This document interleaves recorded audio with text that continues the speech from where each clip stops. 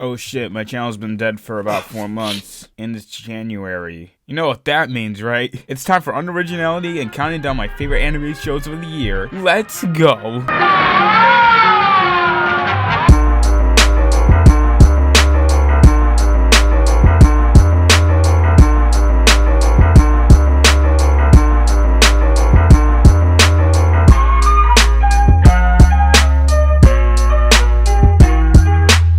I'm not a video game person. Sure, I play some video games, and I do love me some Scott the Woz. Hey y'all, Scott here! But I've never really gotten myself into the medium, even though I do really appreciate it. So when I heard that Nickelodeon was making a cartoon purely about video games called Glitch Text, I was pretty excited, but also pretty skeptical. This was before it got picked up on Netflix, by the way. For one, the people who were behind the show made Fanboy Chum Chum, and while I do not hate this show whatsoever, I'd rather forget that whole era of Nickelodeon.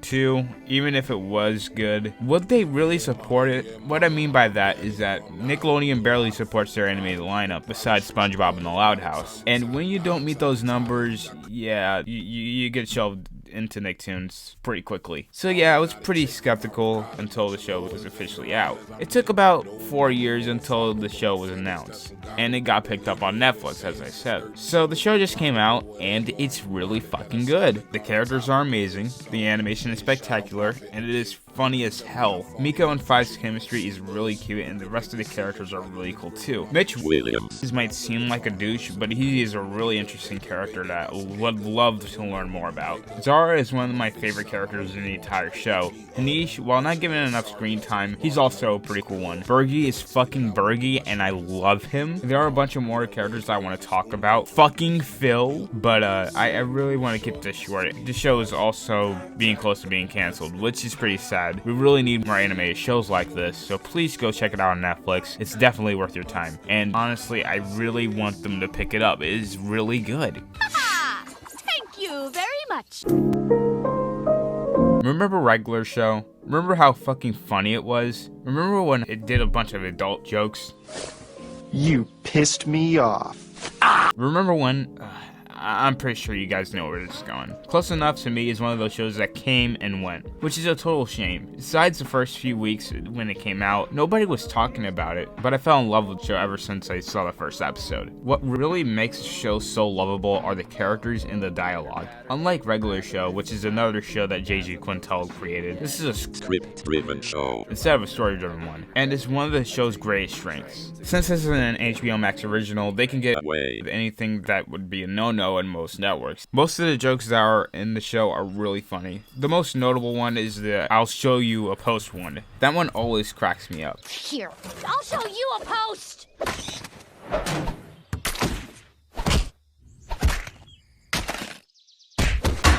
Hey, can you throw me another Capri Sun?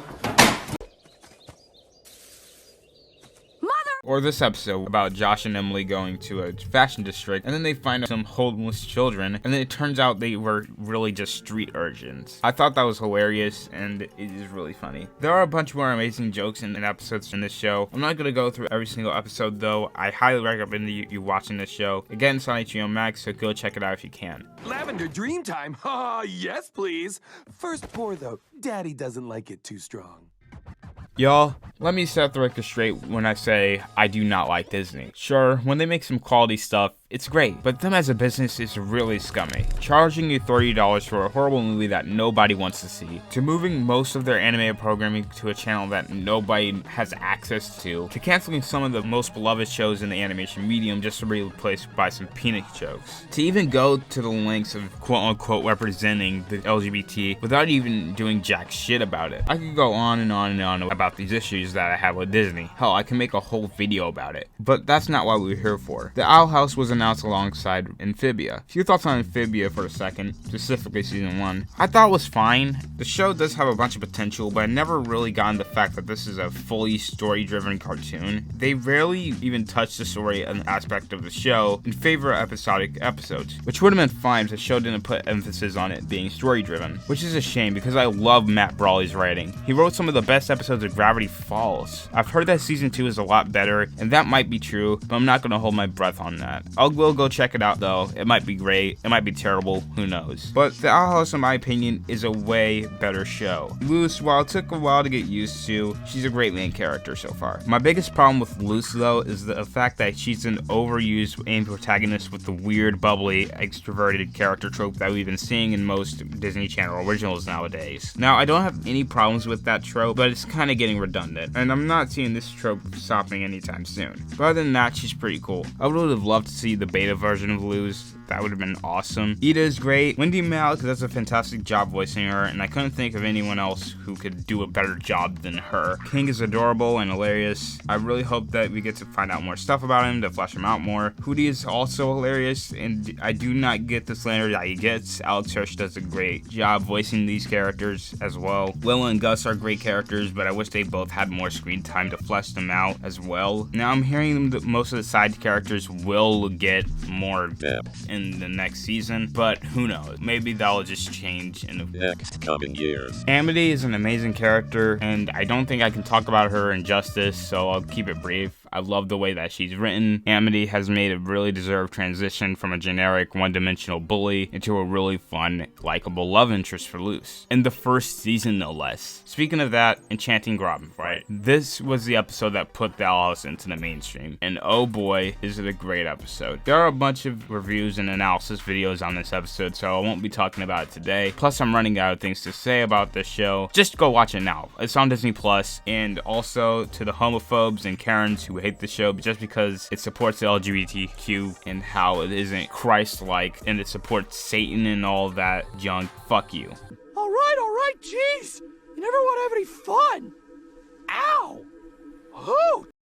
Hey, take a shot every time I say Greek mythology, because I'll be counting it down. Man, all these shows are too lighthearted. I think I need a palate cleanser. So let's look into some Greek mythology. Blood of Zeus to me is one of those shows that I sleep on too much. I found out about the show from my older cousin. He told me that it was a really good show for me to check out, and I thought it looked cool, but I didn't really think that it was really that special. Also, I'm not into Greek mythology myself, so I was pretty skeptical. Little did I know that this would not only be one of my favorite shows of the year, but it's probably one of my favorite shows of the upcoming decade. The decade is just starting, and I already love this show. The story is really intriguing, and the characters are so great. Their interactions with the Greek gods are so amazing. They give a lot of depth to these characters, even though it's based on Greek mythology. I'm not sure how accurate this world or these characters are, so please let me know if they are accurate or not accurate, if you're interested in Greek mythology, of course. But I really love what they did with the Greek gods and goddesses in the show. It's like if you fused the Justice League with the Greek gods. It's really cool. I forgot to mention earlier, but this show is rated TVMA. They rarely curse in here, but they do touch on some adult themes such as abortion, genocide, sexual abuse, all of that. And I think because of the fact that it's on Netflix instead of any other network or streaming service, they aren't shy enough to pull any punches. Also, this is a really bloody show.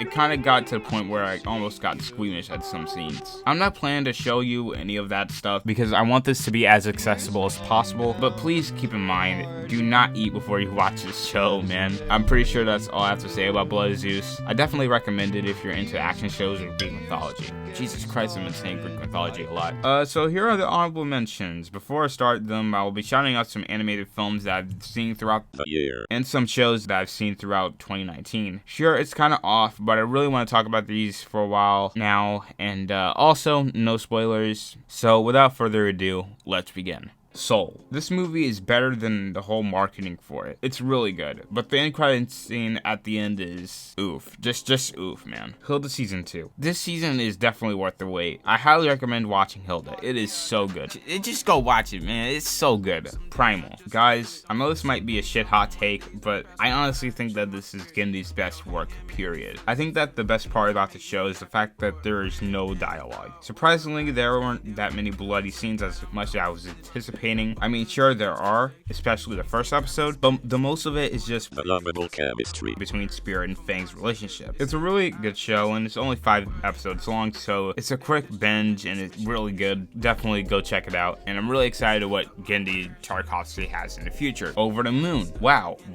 Just wow. Oh my god. Wow. That oh my god. That is one. Oh my god. Oh my god. Wow. Oh my god. Wow.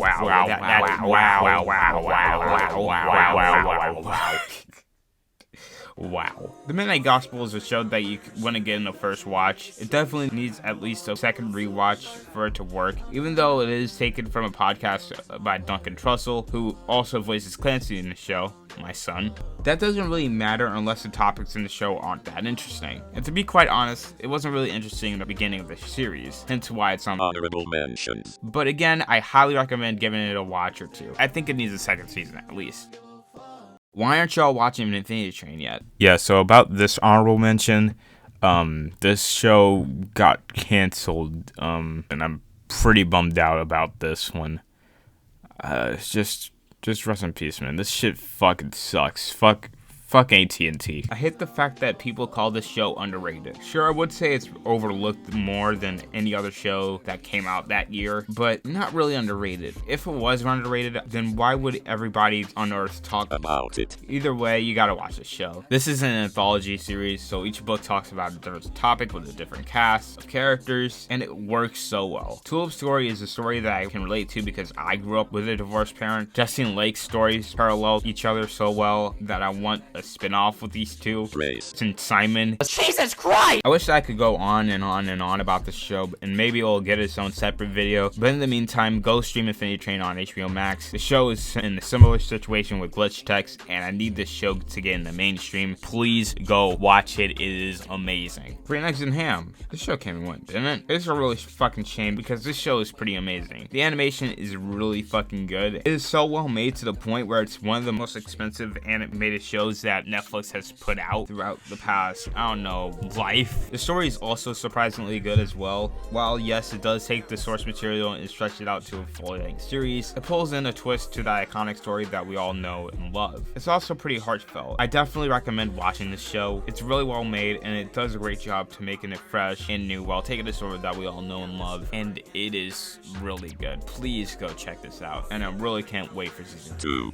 Go watch Wolfwalkers. And that's pretty much it for the honorable mentions. Definitely go check out all these shows and movies if you can. Now we're at the #1 spot, and honestly, I don't have a clever segue for this, so let's talk about 2020 for a moment, pre-pandemic. I'm going to be talking about some stuff about the LGBT rep in the animation medium at this point, but if you're not interested in that, here's a timestamp to what I think about the show. After I got off my vacation in Destin, Florida for New Year's, probably one of my favorite vacations I've been to so far, when school started, I saw this ad on Instagram about a show named Kipo and the Age of Wonderbeasts. I didn't think much of it as it was just another cartoon that came out on Netflix. I mean, sure, the art style looked unique and nice, but again, I just thought it looked cool and nothing more. That was the case until I saw this clip on Twitter. It was a scene with these two characters, one with pink skin for some reason, and this one kid who looks like Tyler the Creator Jr. on a Ferris wheel. The pink skin one tells Tyler the Creator Jr. that she has a crush on him. I don't know why I put Tyler the Creator on this shit. I really fucking don't.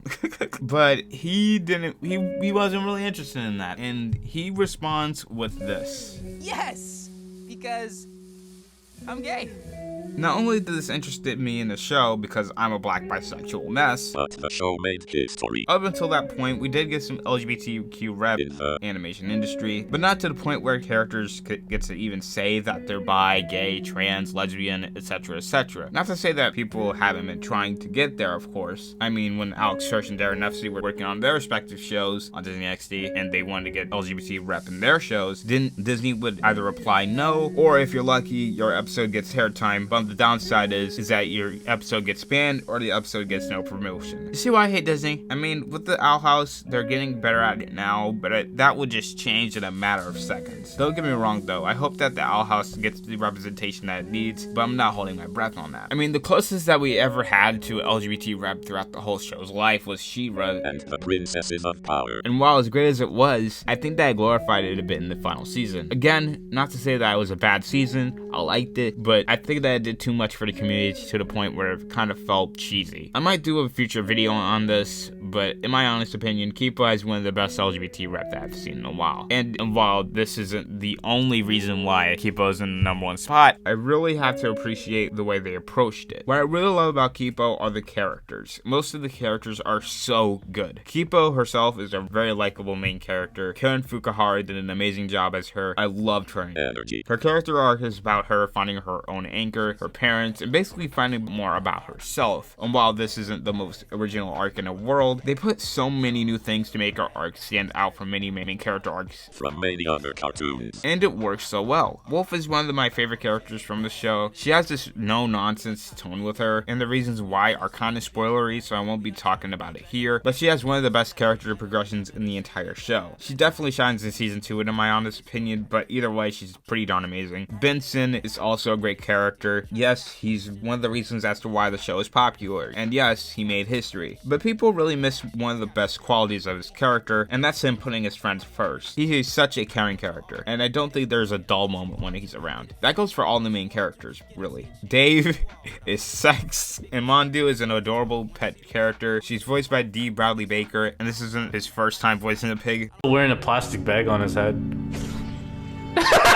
Kipo's parents are also pretty great in their own right. I will talk more about them, but I don't want to get into spoiler territory. But yeah, they're awesome with the screen time that they're given. Also, the side characters are awesome as well, and some of them do have some development throughout the series. But one of the things that I really do appreciate, which is in my opinion, is a character within itself, is the world building. I love the way they introduced the surface. It's such a cool post-apocalyptic world to live in. The bright and vibrant colors, the jagged lines that make it have a comic book feel. It really feels like a post-apocalyptic world that you would want to live in. If we're going to be talking about the animation, we got to talk about the action, because oh my god, the action scenes are so amazing. They put a lot of effort into making them as fast and engaging as possible. The studio responsible for this is Studio Mir. They did a bunch of anime series such as Legend of Korra, the 4th season of the Boondocks, Voltron Legendary Defender, and many more. They're a very talented studio, probably one of my favorites up there with Titmouse and Studio Ghibli. And all in all, I love the show. Even though it came out a weird and kind of ironic time to release, it stands as one of my favorite anime shows of probably the new decade and my favorite animated show of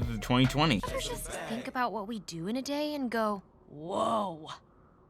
Thanks for watching this stupid video. I know that this list might seem predictable in a sense, but I really want to talk about these shows. They're really good ass shows that you should definitely check out. Most of them are on streaming services, so I don't think that it's that hard to find them, but I'll probably put where they are in the description, but hey, who knows. Now about my content for this year, I really hope that I get to do some monthly vids. I tried to do that last year, but nothing really good came out of it. I have a bunch of ideas where my channel should go, and I really want to do more videos like Teen Titans Go, a retrospective, but I also really talk about music as well. I really love music and I really want to talk about it. I have a few music related videos planned for that, so please stay tuned for that. I don't want to just be a part of the cartoon community. Even though I'm glad I'm a part of it, I want to talk about things that I'm interested in, not just animation. I'm only human after all.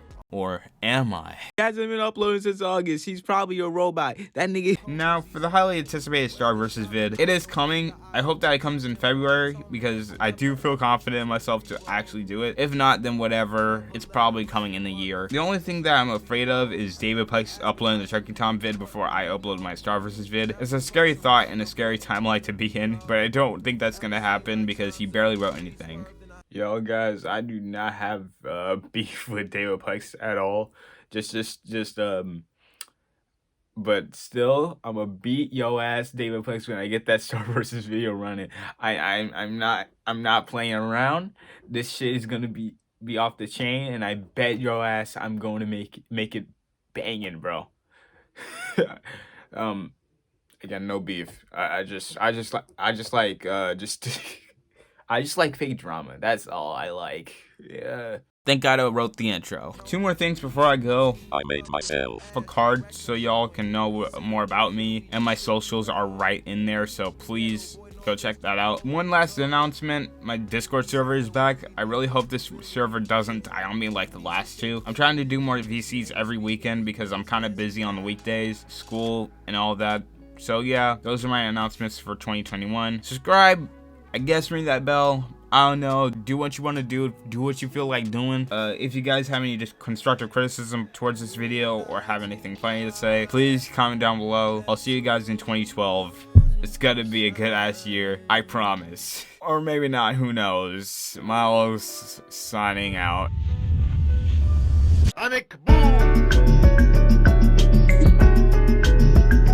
Kids see go sometimes, kids see go sometimes, kids see go sometimes. Spirit